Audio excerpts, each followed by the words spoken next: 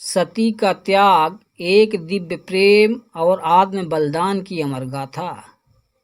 प्रिय भक्तों, भारतीय पुराणों में ऐसी अनेक कथाएं हैं जो न केवल धार्मिक आस्था की प्रतीक हैं, बल्कि आत्म बलिदान, प्रेम और मर्यादा की अद्भुत मिसाल भी पेश करती हैं। ऐसी ही एक अमर और भावुक कर देने वाली गाथा है सती का त्याग। यह केवल एक स्त्री के आत्मदाह की कथा नहीं, बल्कि एक महान देवी की प्रतिष्ठा, धर्म के सम्मान और स्त्री सम्मान की अद्भुत प्रतीक है।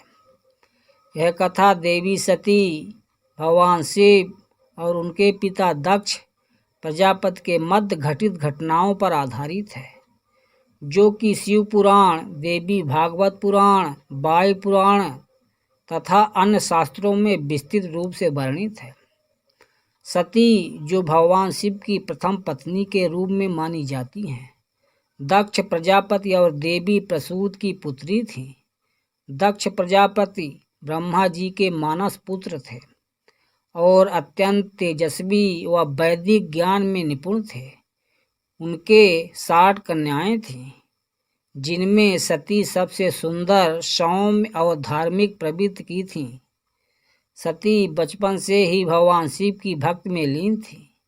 उनकी आराधना, उपवास और साधना इस बात का संकेत था कि वह केवल शिव को ही अपना पति मानती हैं। यद्यपि शिव योगी थे, तपस्वी थे और सांसारिक बंधनों से परे थे, परंतु सती की तपस्या और प्रेम को देखकर देवताओं ने उनका विवाह निश्चित कर दिया। हालांकि सती और शिव का विवाह संपन्न हो गया, लेकिन दक्ष प्रजापति शिव से अप्रसन्न थे।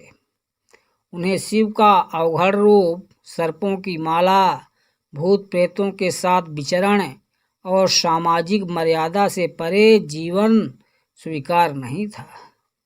दक्ष शिव को गृहस्थ धर्म न मानने वाला साधारण तपस्वी समझते थे और यही कारण था कि उन्होंने शिव को अपने कुल का योग्य दामाद नहीं माना। एक दिन देवताओं की एक सभा में दक्ष को प्रमुख स्थान प्राप्त हुआ। सभी देवता उठकर उन्हें सम्मान देने लगे, किंतु भगवान शिव उठे नहीं। यह देख दक्ष को अत्यधिक क्रोध आया और उन्होंने इसे अपमान समझा। उसी दिन से उन्होंने शिव के प्रति द्वेष पाल लिया। दक्ष ने एक बार विशाल यज्ञ का आयोजन किया और उसमें समस्त देवताओं, ऋषियों, ब्राह्मणों और लोकपालों को आमंत्रित किया, किंतु भगवान शिव और देवी सती को निमंत्रण नहीं भेजा। यह निमंत्रण न भेजना केवल अनदेखी नहीं, बल्कि शिव के सम्मान का सीधा अपमान था।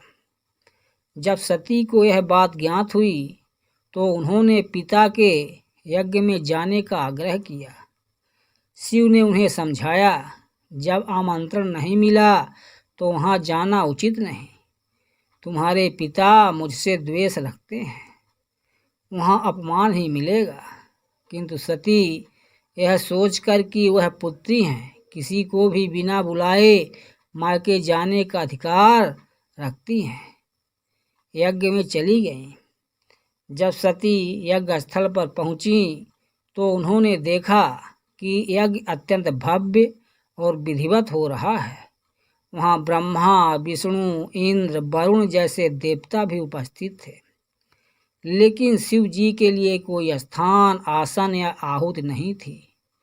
उन्होंने देखा कि न तो किसी ने उनका स्वागत किया, न ही कोई प्रेम पूर्वक बात की। जब उन्होंने अपने पिता से पूछा कि शिव को आमंत्रित क्यों नहीं किया गया, तो दक्ष ने क्रोध में उत्तर दिया, वह अर्धनग्न, श्मशानवासी, भूतों के संग रहने वाला मेरी कन्या की योग नहीं था। मैंने बहुत बड़ी भूल की थी। यह सुनकर सती का हृदय टूट गया। उन्होंने पिता को उत्तर देते हुए कहा, शिव का अपमान तुमने किया, वही इस सृष्टि का आधार है। तुम जैसे अहंकारी को मेरा त्याग करना ही उचित है। दक्ष के वचनों से व्यथित होकर सती ने यज्ञ सभा के बीचों बीच एक असाधारण और निर्णायक निर्णय लिया। उन्होंने सभी के सामने घोषणा की, जिस शरीर ने तुम्हारे घर जन्म लिया और जिससे तुमने शिव का अपमान सुना, उस शरीर को मैं अब त्याग देती हूँ। सती ने योगाग्नि के माध्यम से स्वयं को भस्म कर लिया। यह दृश्य इतना भयावह और भावुक था कि समस्त देवता स्तब्ध रह गए। वातावरण भय, आश्चर्य और शोक से भर गया। जब यह समाचार भगवान शिव को मिला तो वे विरक्त वेदना से भर उठे। उन्होंने क्रोध में अपना जटाजूट खींचकर पृथ्वी पर फेंका, जिससे वीरभद्र और भद्रकाली की उत्पत्ति हुई। उन्होंने वीरभद्र को आदेश दिया, जाओ और उस यज्ञ को नष्ट कर दो। वीरभद्र ने यज्ञ को विध्वंस कर दिया, दक्ष का सिर काट लिया और समस्त यज्ञ स्थल को नष्ट कर दिया। यह शिव का क्रोध था, न्याय के लिए जागा हुआ प्रचंड तांडव। यद्यप शिव का क्रोध अत्यंत प्रचंड था, लेकिन जब सभी देवताओं ने मिलकर उनसे क्षमा याचना की और ब्रह्मा व विष्णु ने मध्यस्थता की, तब शिव ने क्रोध शांत किया। उन्होंने दक्ष को बकरे का सिर लगाकर पुनर्जीवित किया और उन्हें वरदान दिया कि वह अपने यज्ञ को पूर्ण कर सके। सती की आत्मा अमर थी। उन्होंने यह शरीर त्याग दिया था, लेकिन उनका प्रेम शिव के लिए अविनाशी था। बाद में उन्होंने पार्वती के रूप में हिमालय राज और मैना देवी के घर जन्म लिया। पार्वती के कठोर तप पर शिव को पुनः प्राप्त किया और इस प्रकार शिव और शक्ति का मिलन पुनः हुआ। यह दर्शाता है कि सच्चा प्रेम समय और मृत्यु की सीमाओं से परे होता है। देवी सती का त्याग केवल एक स्त्री का क्रोध नहीं था, बल्कि यह स्त्री के स्वाभिमान, प्रेम और मर्यादा की घोषणा थी।